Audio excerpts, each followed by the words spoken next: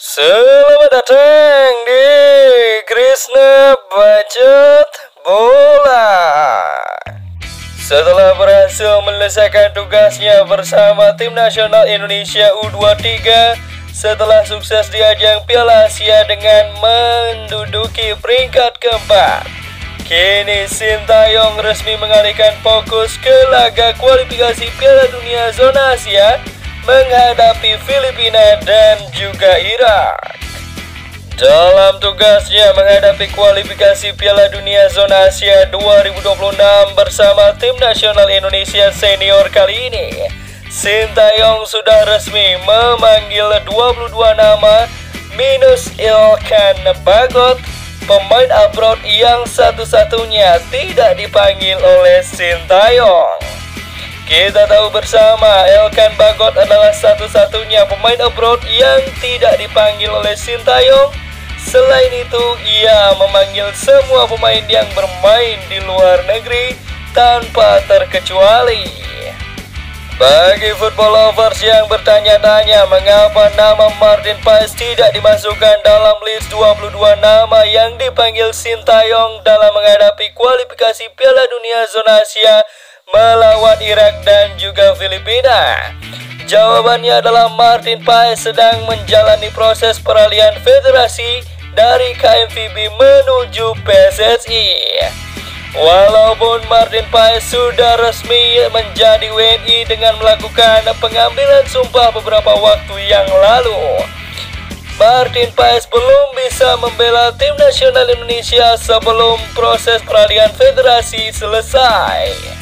Sejatinya proses naturalisasi Martin Paes bersamaan dengan proses naturalisasi yang dilakukan oleh Tom Hai dan juga Ragnar Oratmangun.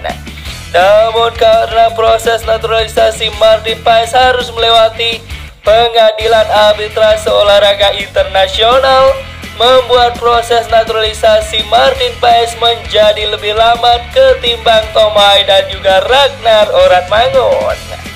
Di mana masuknya Tom Hai dan juga Ragnar Oratmangun di tim nasional Indonesia langsung membawa dampak positif yang signifikan terhadap skuad Garuda. Mereka bahkan mampu mengantarkan Indonesia membantai tuan rumah Vietnam di Hanoi beberapa waktu yang lalu dengan skor 3-0 di ajang kualifikasi Piala Dunia Zona Asia. Tim nasional Indonesia bahkan mampu menang atas Vietnam 2 kali beruntun.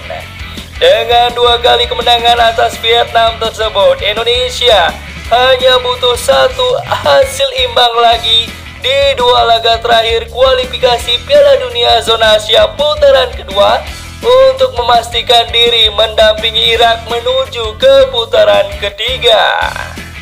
Kini PSSI bahkan berusaha mengkebut proses peralihan federasi Martin Paes agar ia bisa debut di laga melawan Irak di ajang kualifikasi Piala Dunia Zona Asia 2026.